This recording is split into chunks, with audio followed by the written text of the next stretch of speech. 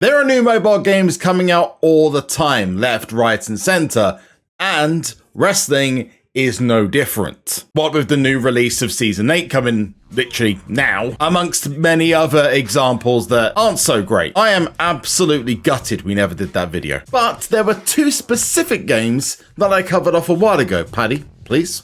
Both games had massive potential, but one of them hadn't been released yet. But today, ladies and gentlemen, I have the special honor of showing you Wrestle Deck. Wrestle Deck is a brand new wrestling type of card game. It's the only real competitor that WWE SuperCard has ever had in this kind of game style, where you collect cards and you battle them against each other. But to say it's just a SuperCard clone or the same game would be really doing it a disservice, because it's got a lot of differences to it. And like I said, this game has got a massive amount of potential. It is going to be unfairly compared to WWE SuperCard, of course, which has had 8 years under its belt.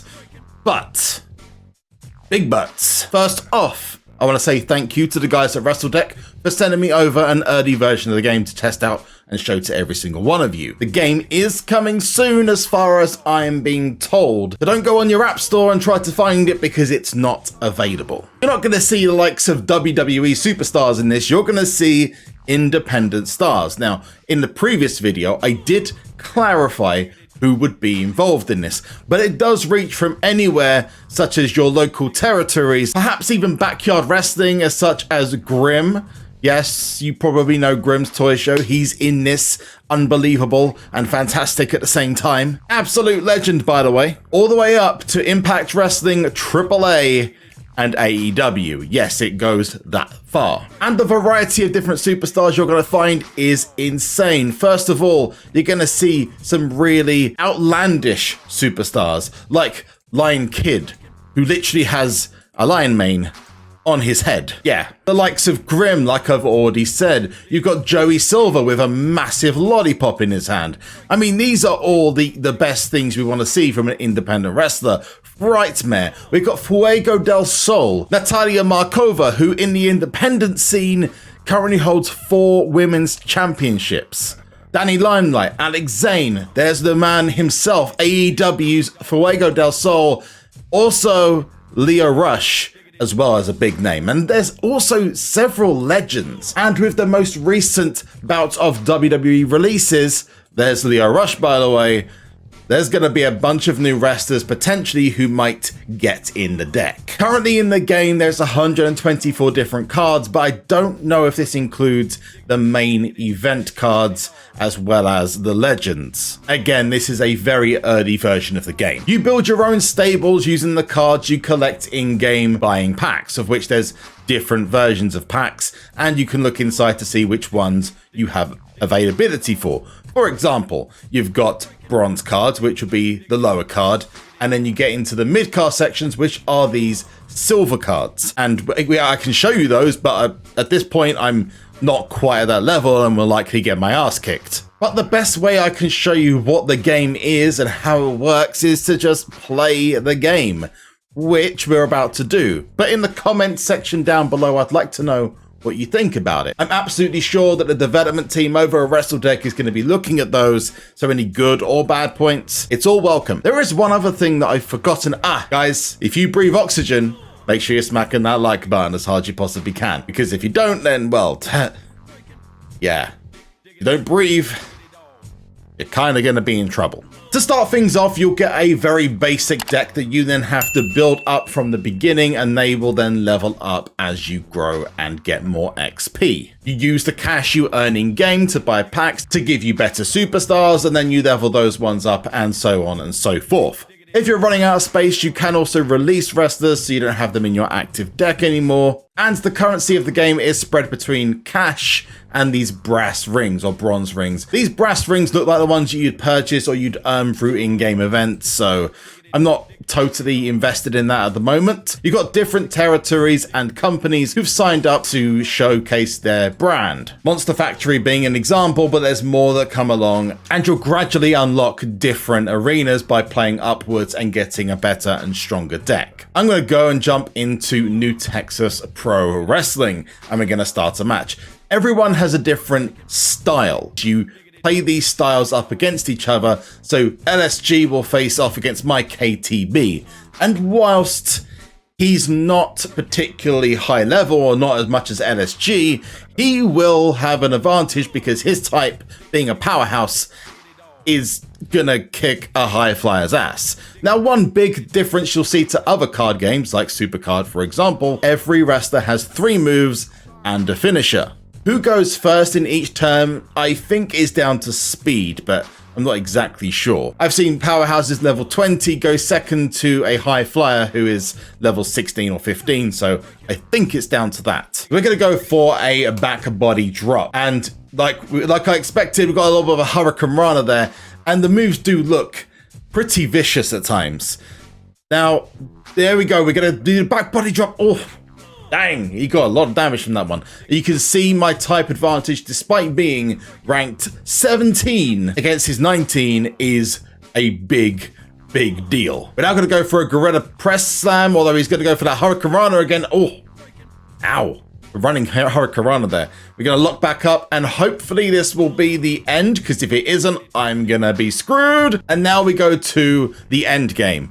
Now, if you're facing off against the opponent can take you out of a finishing move beforehand, which speeds up the process of the game. Whereas if you get the opponent down to 0 health, you can then do a finishing move, which for KTB is this rather vicious looking powerbomb. It doesn't look that crazy, and I think some of the animations are a bit slow. It looked brutal at the end. It was pretty tough. Now, I do have a slight problem here, and that is that my high flyers, which are Ashley Vox and Lion Kid, are not going to last long against Alex Kane.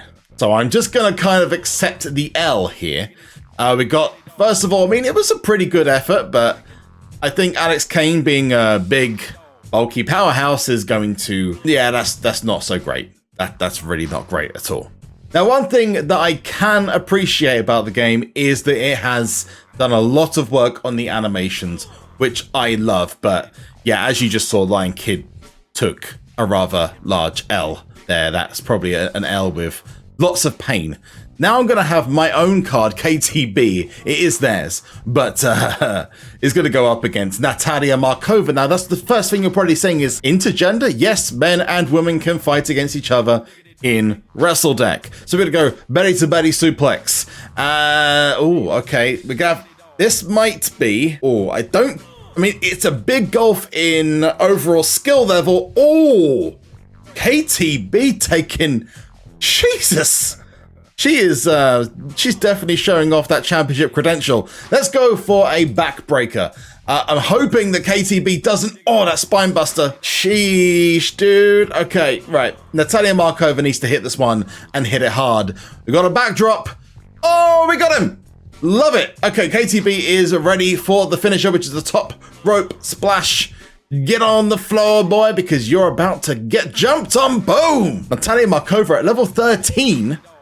How, I don't know, has just managed to take out KTB. Now we've come out to that match, we do have something called the gym bag, where we can use gimmick cards to use during fights, which give you a bonus or a power-up. You also have the tasks, and this gives you the ability to complete daily events, which you saw earlier on, and I've already completed 2 matches, which is going to give me not a huge amount of points, but it's something at least, and you can potentially get yourself up to 1 brass ring every day by doing your daily tasks. Now, at the moment, I've not worked out how to do the enhancers, because when I go onto the superstars, the enhancements don't seem available, but every card has got individual stats, as you can see here: health, power, speed, and I think that's defense, I'm pretty sure. But you can use those enhancements to boost your star. I don't really need Ashley Vox, so I'm going to release her from her contract. Isn't that particularly strong or powerful? So I'm going to go and release her. It's going to get me 54 bucks from it, which is pretty cool.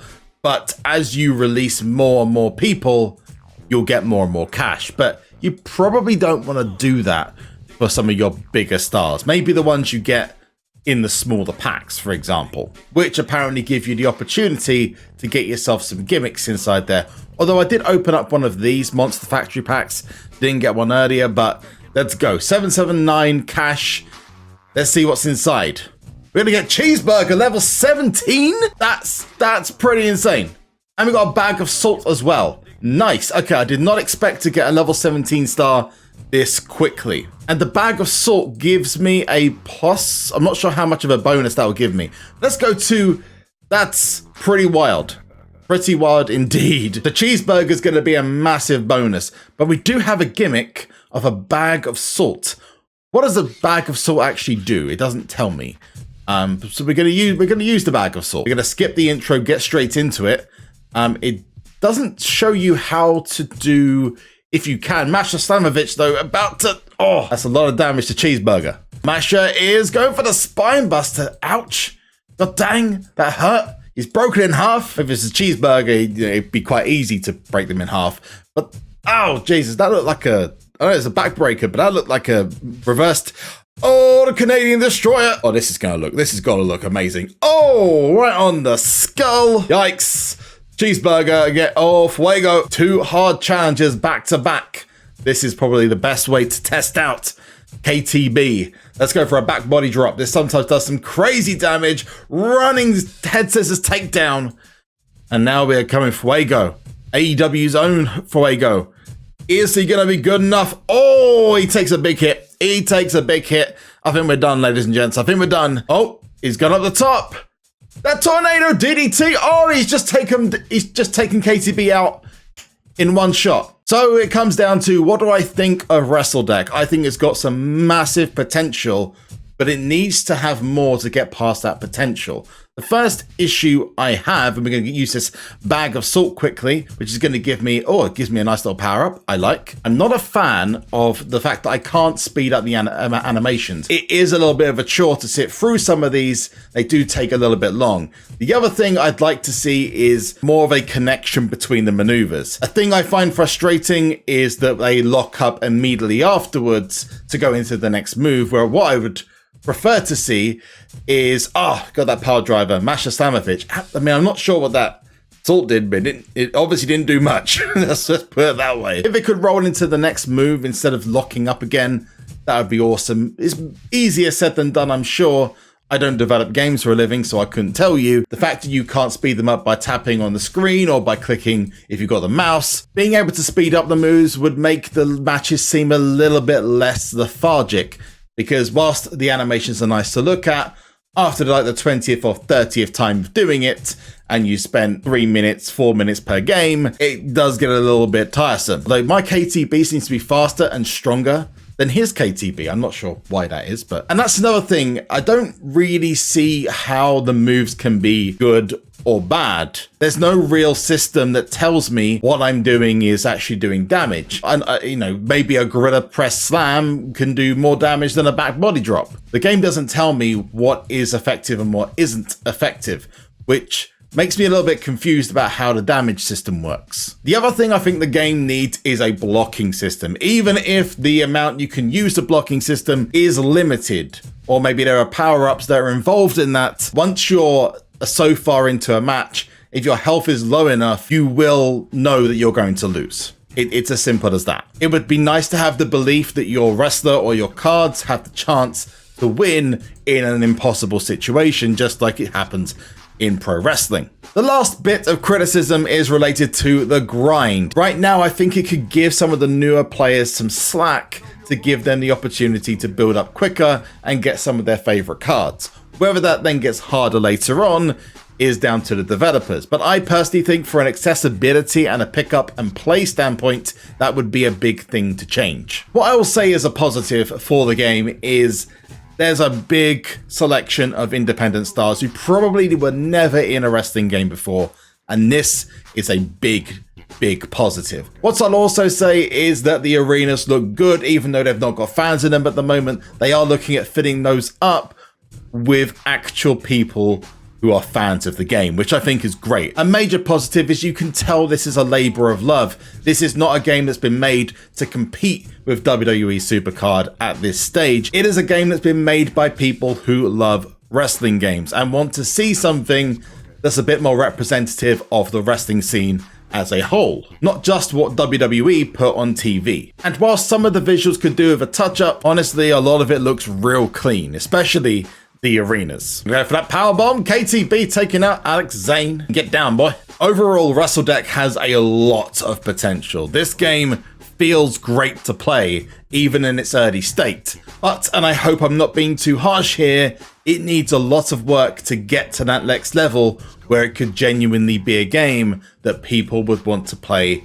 not just now, but in the future over other mobile games. But they will need to address some of the critical issues to stand out other than just being another version of WWE SuperCard. Really happy, by the way, that Cheeseburger just about to do that Canadian Destroyer. And again, this part I love. I love the fact that the moves are so slick and look so good. If they can iron out the creases in this game, honestly, I think you could be looking at a very, very good wrestling game. Let alone a wrestling game that I will pick up over others in the future. But let me know what you thought in the comment section down below about the gameplay you've seen. Hopefully I've explained it well enough to give you guys an idea of how the game looks, as I just lost to Danny Limelight. My god, I think my neck is broken in half. If you enjoyed what you watched and you want to support the channel, make sure you're dropping a big thumbs up and an elbow drop onto that big red subscribe button. Just like that. Because it's free, and who doesn't like free stuff? Thankfully, I'm going to end the video with a victory. I want to say a huge thanks to Wrestle Deck for that, and I look forward to seeing you guys very soon. I am SuperZombGBBQ. You've been awesome. But before we go, there's one last thing I need from you, and that is to